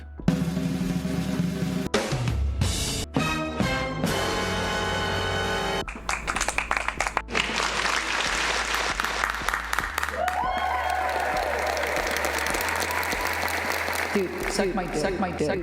Calm down. I have to, yeah. True and noble work. Jesus says not many cultures would be open to such noble works. Well, yes, so far, at this current age. Socrates, yes. If these ideas that we have discussed were unknown to a culture or society, they would experience difficulties introducing them into their society. Maybe they won't have as many subscribers as Asmongold and Hassan Piker on Twitch, when they should. I really believe they should. And if you don't think so... Like, literally, suck my dick, dude. Yes. We have covered much in our search, and in doing it, we have celebrated the philosophical life. Jesus says, yes, our paths do meet in that unity, that we celebrate the culmination of the philosophical spiritual life. The life of the spirit is not without mind. And mind is not without the spiritual dimension. What have we been talking about? The culmination of human development so far can be categorized as simply the hypothesis of Parmenides, the culmination of Western spiritual thought or mind, and the ox-herding pictures of Zen Buddhism, the culmination of the closest thing to a logos-based map of the spiritual dimension, therefore right at the pinnacle. We have to reintroduce midwifery, of course, which is to deal with the pathologos, just as many animes have the archetype of the pervy sage or the gambling tsunade or the Goku's drunken pervy master. It's not a matter of just walking up the steps. You also have to address your problems. Both, therefore, you could say that what you are going to do, these hypotheses of interpretation, and as you move through them, the map of the ox-herding pictures would be also the complementary peak of human development, or philosophical blah blah blah blah blah. You're doing good. You are top beans and awesome noodles. To you we say, My head is quite large and filled with secrets. and you are Cool as a cuke. cool as a cuke. Life of the spirit is not without mind, and mind is not without its spiritual dimension. So that being one, we can move towards the divine. And we've also understood that the divine has two aspects. The divine nature or the eternal nature of mind, and its source, the transcendent self. Second, hype, and first, hype. The divine is intelligible, embracing within itself all that has been and leading towards its destiny. So it's the whole of all parts. The quest has been an openness. This quest began the quest.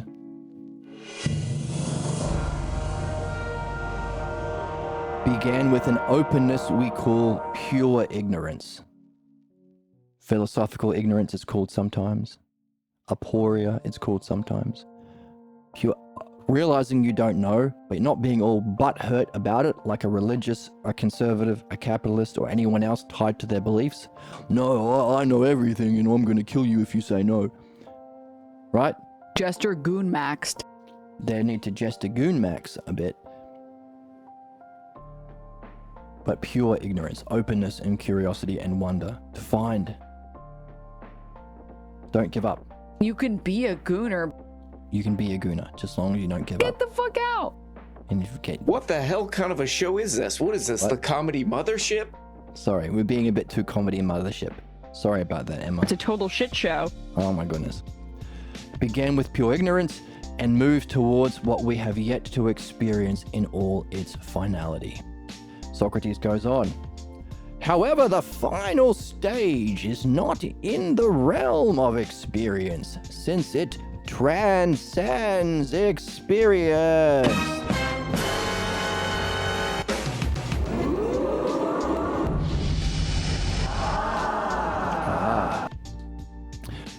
Many cultures would reject this idea and consider it heretical.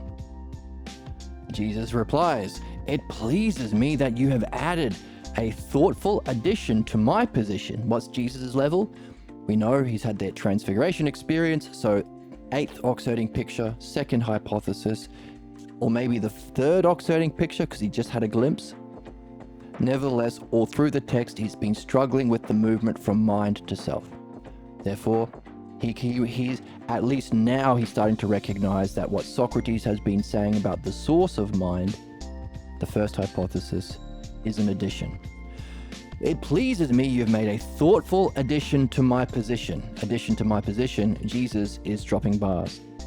And this is likely to upset the many. Yes, it will. If it's the highest level, it will trigger everyone. Unless they are embracing the stage of pure ignorance, openness, and wonder. It's likely to upset the many, but for all that, I would be pleased to hear you discuss it further. Yes, There is a better explanation, but we seldom express it openly because it's met with such scorn when it is shared. So, keep that in mind. Fellow philosophers, seldom express it openly. Be careful. We talked about at the beginning of today's episode, Socrates saying, use your dialectic and use these maps to judge states of mind, kinds of character or archetypes of people, so you don't openly share something that they would betray or respond negatively towards. That won't help you and it won't help them. It can be met with scorn when it's shared. What kind of a thing is met with scorn when it's shared? Seemingly all the time. That's an interesting thing. Must be a good idea if all humans hate it, considering the nature of human problems. Unless the audience, oh, not everyone. Here we go.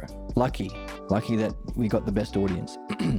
Unless the audience has a high level of intelligence, it is likely to be rejected. What is the insight that requires a high level of intelligence? Now I find that intriguing, says Jesus. Please share this idea of yours. Here it is. Open your mouth, open your ears, homie. Get ready to be philosophy goon maxed. You have the brain of a child if you think that. Oh, come on. I have a sickness for the thickness. Jester goon maxed. Ready to be Jester goon maxed. Ready? Jester goon maxed.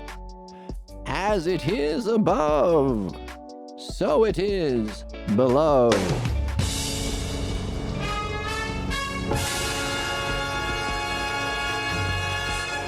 Why does that trigger the scorn from everyone except the people who have a high level of intelligence?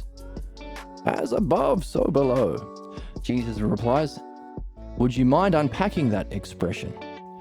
Yes, first let us review the obvious. We need to understand why those who have experienced the most brilliant light of divine luminosity conclude that they have reached truth with a capital T. Why do they do that?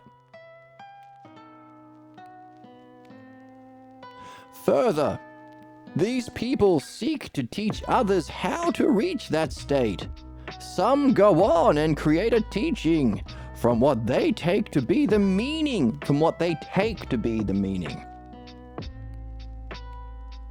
Create a teaching from what they take to be the meaning of the experience. The reason they believe, highlight the word believe, they have reached the truth is not only because they cannot imagine anything more real and beautiful, but that their light experience changes everything in their life. And by contrast, their former way of living seems empty and wasteful. If someone is in such a state or had experienced it, what if they were asked, hey, pal, answer me this, homie, does every single experience have a cause? If they could endure that question, notice, even that question can freak people out. If they could endure that question, highlight the question, highlight the word endure, highlight enduring that question. Interesting, because so far we've been talking about having to develop a freedom from our pathologos and a development of logos to endure the experience of mind. Here he's saying there is something else you have to learn to endure, not just that experience, but a question about that experience, considering you think it's real, you think you've reached the truth, you're willing to make teachings about it. You can't imagine anything higher or more beautiful or more real. And it has completely changed your life, and everything you've lived before that seems empty and wasteful. Even considering all of the stakes that is built into this profound experience, we're training to endure in greater depths.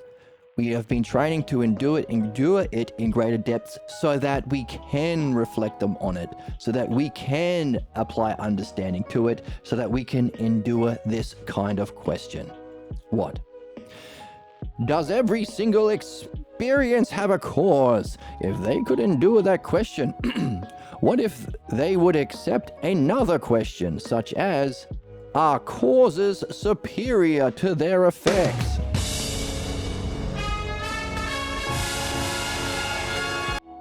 They're secretly turned on by it.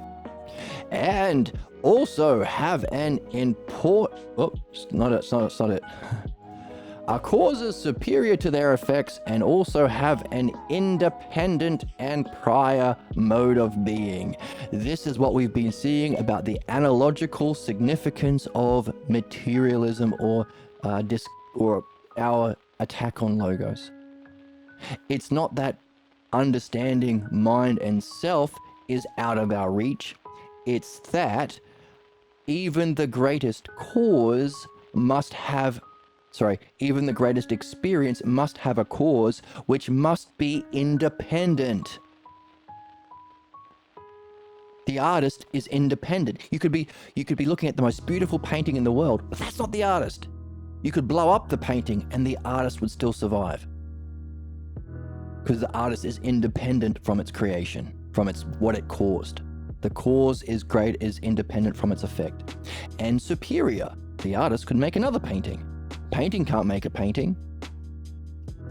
So, does every experience have a cause? Happy? Let's keep going. Is the cause superior to its effects and also have an independent and prior? 3 ideas in that. Superior to its effects, independent mode of being, and prior mode of being.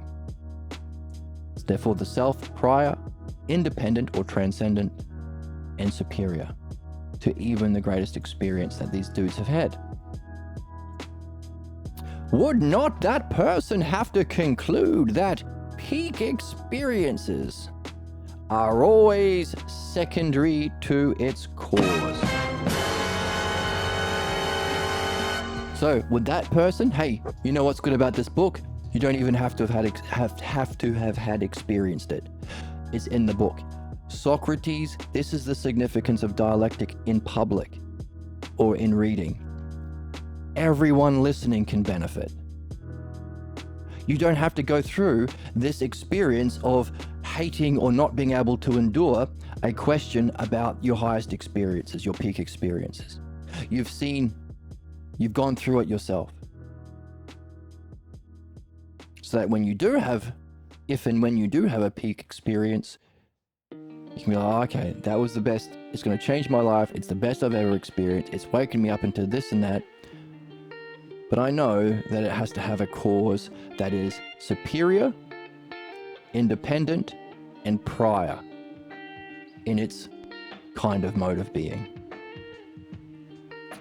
Or, in other words, would that person and you listening, reading, have to conclude that peak experiences are secondary to its causes?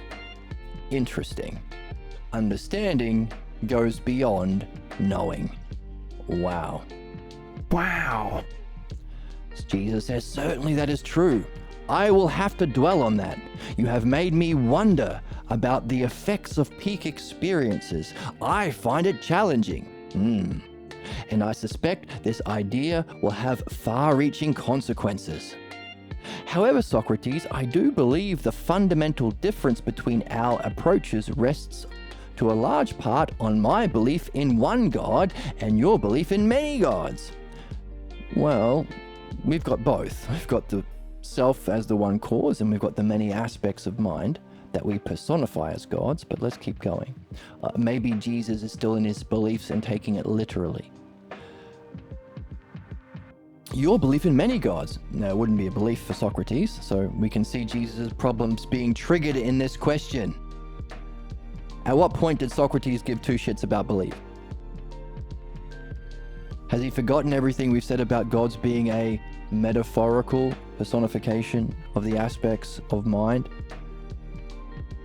Maybe Jesus is getting a bit triggered, which is normal. That's what our map is for. Our map that we're making. God alone is and is the Lord of all. Uh-oh. He's preaching a bit. And no ruler can be Lord, nor can a ruler be deified. Our freedom lies in this principle. God is not to be sought anywhere, but in the heart and soul of man. To find him within is the kingdom of God. This difference separates us, Socrates, and it can be shouted aloud that it is the fourth philosophy of our people. We are neither Sadducees or Pharisees or Essenes, but we are the fourth people. We are called the Zealots. Now let it be said that no matter how many similarities we may find between our doctrines, it is this difference that is impassable. I have heard you have a way of making the many appear as one, and among the many you have a way of placing them in a hierarchy. However that may be, every hierarchy has its members, so it is still a manyness and not a one. I would like to hear from you your reasoning on this matter. No, the difference is in our idea of what we mean by the word God. In truth, we agree that there is a highest divine source. We agree that there was a model for the creation of the universe. And you call it the Logos. It's even in the Bible, if you read the Greek, the first couple of lines of John. You say the Logos or the Word was in the beginning with God. And that means creation needed the Logos as a model for creation. So the Logos is the model for creation. Interesting. It must be eternal and unchanging. It must have vitality and a mode of being. Each of these unchanging features can be personified.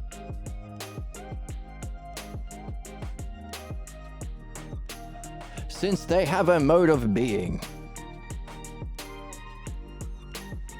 What we say that God the Creator uses the Logos as a paradigm, or as a model, as you say, speaking of models.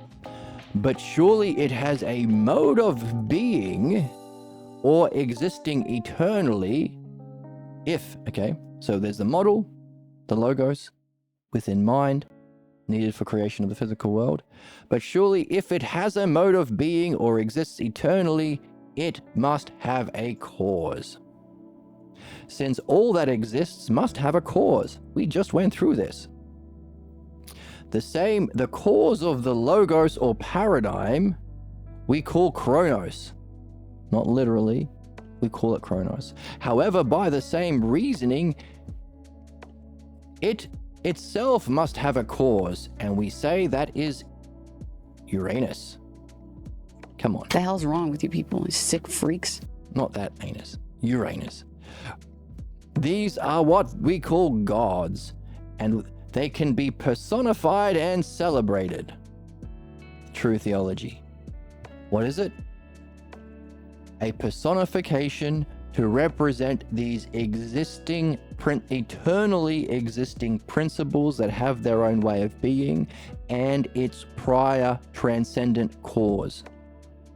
Logos as the paradigm, Chronos. The inherent Logos of the second hypothesis, mind itself, that we have been exploring because it's the paradigm for understanding, which is the best thing we can do in the physical world. The dialect. It has a cause, Uranus.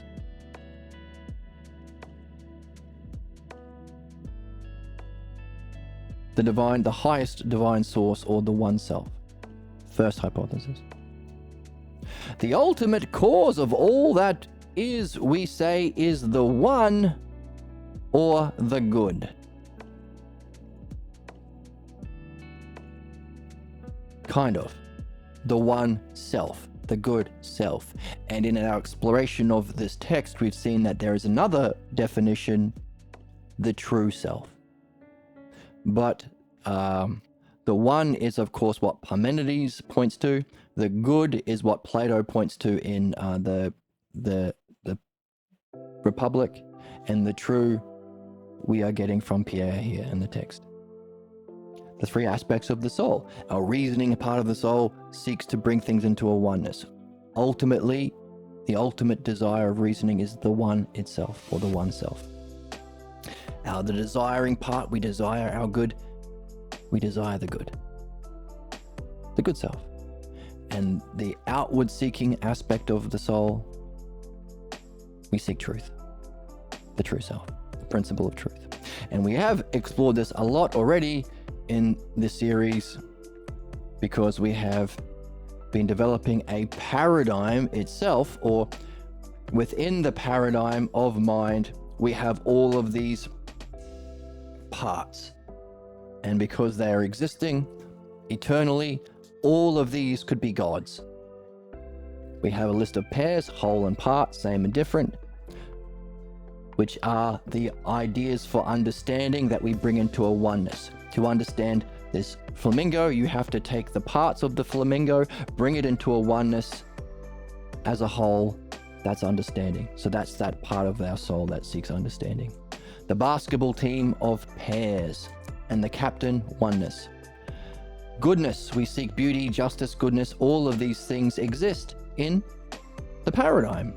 If these things exist in our world and it's something we seek, it has to have a paradigm. That's the logos, or chronos. Goodness. And of course, for truth, we have the lesser, what's false. We have the greater, what's the truth. And we have the principle of true itself, lesser, greater, ultimate, giving us a set of threes. Truth. What Socrates is saying, hey, if you can recognize that there are these aspects, or eidos, not forms, mistranslated as the word forms in modern academia, but they're called eidos, aspects. You can bring all of these pairs together in the idea of oneness, these singles together in the idea of goodness, and this triad together in the idea of truth. It must have a source. Therefore, we can talk about the source as the one, or the good, or the true. Therefore, the first hypothesis of Parmenides is the one self. He explores a pure one and says that's what the self is. That's our single God, or Uranus. So, first hypothesis, Uranus. This is the benefit of having a little name. Brings it together. The ultimate cause of all that is, we say, is the one or the good. Your followers recognize that, and so we are in agreement. See, Jesus was triggered by this question because his highest experience that changed his life, that caused him to start his own teaching. Of course, he identified with his Jewish beliefs, identified with Elijah and all that stuff, played out his tragic implications. He was triggered by this question. Hey, what you considered enlightenment or the kingdom of God, that has a higher cause. He got pissed. He starts saying, hey, we are a special group. We are the special ones. We are called the zealots. We can never come together. Let me tell you all my beliefs. You have your beliefs. No, he doesn't. He's not interested in beliefs. He's interested in understanding. And you believe in this, and I believe in this, and this, and let me list all my beliefs. Ever talk to a Christian who gets triggered? They go off on a fucking tangent listing all their dumbass beliefs as though they're true facts. There's one God, and it's only Jesus, and it's Lord, and you can't do this, and you can do this, and he's triggered by this question. Keep that in mind as a dialectician seeking to help people. How did Socrates respond? No. Wrong. No. As fervently as you're going on this rant, Jesus, you're wrong. The difference is what we use by the word God. We use it as a metaphor to point to two higher levels of existence. One experienced as that divine luminosity, which is also the paradigm. That's the logos as a oneness. You could call it Chronos. Within it, there are many beings. It's unchanging. It has a vitality. It has a mode of being. These are aspects that have to exist. So you can talk about all of those aspects which have their own mode of being as gods too. So there's your many gods. Not literal, you idiot. Dude, suck my dick. Come on. But all of them must have a primary source, which we've just said. Just reasoned together by seeing it has to be independent, superior, and prior. By the way, that makes it a one self or a good self, and if you want to play the gods game, call it Uranus. And when I say Uranus, don't be dirty. From the ground efforts started with a lot of people that didn't feel like they could do anything about it, but they tried anyways. And we try anyway. Jesus Christ, Em. I'm too pure. That's insane. Like, you need... All checks out. They're secretly turned on by. Honestly, I'm sorry that you have you sick fuck. Okay. All right. Your followers also recognize that ultimate cause, the ultimate. Remember, we've been talking about mind as the penultimate and self as the ultimate. Second and first hypothesis. Jesus responds, "Again, my friend, Socrates, you have expressed it well. That's why we do philosophy, pal. To help dudes like you out. And those who follow you as well. It has given me another idea to consider and reflect on. As interesting as that is, I would like to know the role of the gods in your life as a philosopher." So, the next stage of our dialogue is that one. What role do the gods play in our life? Well, you can think about that for next time, considering the gods are the representations of the logos, which we use through understanding to guide people like anyone open to reflection through the dialectic structure. The dialectic structure is also aspects of it. Should be on the board somewhere. The dialectic structure. So the gods we use every moment in the dialectic. That's the third hypothesis. Understanding, dianoia. It exists as Chronos, all at once in that experience of divine luminosity that many take to be the ultimate experience because they can't imagine anything else. It changes their way of life. They use their beliefs to make sense of it and start their own teaching. But we don't want to do that. That's why we need to be purifying our beliefs along the way.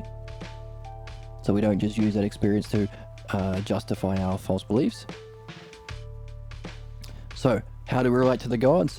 We use them as the aspects of understanding when we explore ideas, either true or false, either logos to reach our excellence or our pathologos. That's the nature of the human conflict, to move from one to the other, fourth to third. We experience that logos as a whole and the paradigm of everything in all reality, in all physical creation. The paradigm, the model for the dialectic too. That's Chronos. The intelligible nature of intelligence itself. And of course, we put the two together. We use understanding to ask a question about that experience, that very question we just asked. So we're using the logos on the logos to say that even that has to have a cause, which is superior to its effect, independent, and prior in its mode of being. So we apply understanding to knowledge to Chronos to find Uranus, the one self or the good self or the true self. So that map of spiritual or soul development that applies to all people at all times, maybe all species, we can personify it with the gods. How do we relate to it? Helps us talk about and remember what we use in understanding, what we experience in knowledge, and how we put the two together to transcend even experience to know the ultimate source, the self, the one self, the good self, the true self, or in one word, Uranus. That's my answer. How will Socrates answer? Find out next time. Can you see why this question about causes requires people of a high level of intelligence to be able to listen to, endure, and accept? Remember, what was our cliffhanger?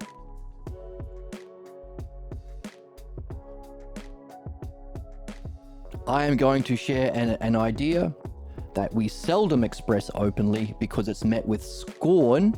Even Jesus was triggered when we share it, and you have to have a high level of intelligence, otherwise you reject it. What is it? As above, so below. What's that mean? That's to do with causes. As below in our highest functioning of human excellence, dialectic or understanding, so to above in a higher, independent, in a superior, independent, and prior way, that logos of understanding has to exist. As above, in a higher way, superior, independent, prior, so below. So our ideal of human excellence we can see as understanding, but also in principle it has to be understanding, because it's the highest aspect of the higher is logos as well. So our best functioning in the physical world is ousia and logos, reflecting with understanding, dialectic, as above, so below. But even for that experience, the logos experienced as a oneness or chronos, even that's a below to above. Therefore, our ultimate transcendent prior cause, the self, the one, also must contain as its highest aspect or functioning a logos. And that's been our big question. Why does the 9th ox herding picture have somebody going beyond mind to reach the source but isn't doing anything with it? Why does it say he might as well be deaf and blind? Why does the first hypothesis of Parmenides not have a functioning? If we have a model and functioning of mind with knowledge and understanding, we even have it in ignorance, belief, and materialism, the negative version. What would be the logos of self? We've got the one self, we've got the good self. What about the logos self? That's the significance of this idea, as above, so below. If our highest functioning is both ousia and logos of understanding, if the highest experience must be understood, unlike Jesus who took it as a belief, therefore, logos, to see the paradigm, how can we see the logos in the self if it's beyond all qualities? It must. It's the cause of the logos, as above, so below. That's the big question that we've been dealing with all the way through the second half of this book. How the heck can you have a logos of self if it transcends? Or in other words, all of these terms that we use in understanding and exist as beings in knowledge, where the heck did they come from? If it has a single cause, or after the inherent logos of self. Takes a lot of intelligence to think about and not reject and not be butthurt or triggered. As above, so below. In particular, the logos. Doing well, doing well. Hooray for everyone who's been following along. We're close to 150 X and we're almost finished the book. So, don't mention it was a banger, because it is. Hope you're having fun. If you want to donate to the channel, that is a welcome thing. There is a donation link below. If you want to join the Discord, you can. If you want to follow along on Twitch and YouTube, of course, how else would you have found this video? And I will see you in the next one.